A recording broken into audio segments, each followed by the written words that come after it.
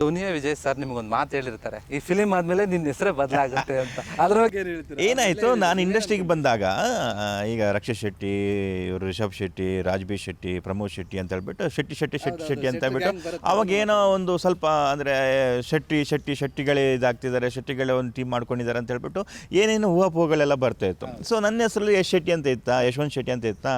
ನಾನು ಸರಿ ನನ್ನ ಇದು ಶೆಟ್ಟಿ ತೆಗೆದುಬಿಡೋಣ ಅಂತ ಹೇಳ್ಬಿಟ್ಟು, ಸರ್ ಕಾಳಿ ನಾನು ಯಶ್ ಅಂತ ಹಾಕೋತೀನಿ, ಇಲ್ಲ ಯಶವಂತ್ ಅಂತ ಹಾಕೋತೀನಿ ಅಂತ ಹೇಳಿದೆ ಅವ್ರಿಗೆ. ಹಿಂಗೆ ಮಾತಾಡ್ತಿರ್ಬೇಕಾದ್ರೆ, ಹೋಗ ಈ ಮೂವಿ ಆದಮೇಲೆ ನಿನ್ನ ಹೆಸರು ಶೆಟ್ಟಿನೇ ಅಂತ ಹೇಳ್ಬಿಟ್ರು.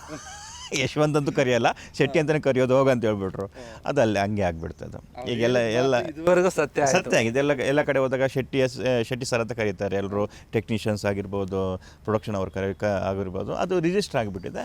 ಒಳ್ಳೇದೇ ಬಿಡಿ, ಯಾಕಂದರೆ ಒಂದು ಮೂವಿಯಿಂದ ಒಂದು ಕ್ಯಾರೆಕ್ಟರ್ ಹೆಸರಲ್ಲಿ ಗುರುತಿಸ್ಕೊಳ್ಳೋದಿದೆ ಅಲ್ವಾ, ಅದು ತುಂಬ ಇಂಪಾರ್ಟೆಂಟ್. ಈಗ ನಾವು ಧನಂಜಯ ಸರ್ ಅಂತ ಕರೆಯೋದಕ್ಕಿಂತ ಡಾಲಿ ಅಂತ ಕರೆಯೋಕ್ಕೆ ಇಷ್ಟಪಡ್ತೀವಿ. ಕ್ಯಾರೆಕ್ಟರ್ ಸುದಿ ಅಂತ ಕರೆಯೋದಕ್ಕಿಂತ ಕಾಕ್ರೋಚ್ ಅಂತ ಕರೆಯೋಕೆ ಇಷ್ಟಪಡ್ತೀವಿ. ಯಾಕಂದ್ರೆ ಆ ಕ್ಯಾರೆಕ್ಟರ್ ಅಷ್ಟು ಇಂಪ್ಯಾಕ್ಟ್ ಮಾಡಿ ಖುಷಿ ಇದೆ ಸರ್. ಪ್ರತಿಯೊಬ್ಬರ ಜೀವನದಲ್ಲೂ ಕೂಡ ಒಂದೊಂದು ಕ್ಯಾರೆಕ್ಟರ್ ಅವರ ಮೇಲೆ ಕರ್ಕೊಂಡು ಹೋಗುತ್ತೆ ಅನ್ನೋದಕ್ಕೆ ಇದೊಂದು ಉದಾಹರಣೆ.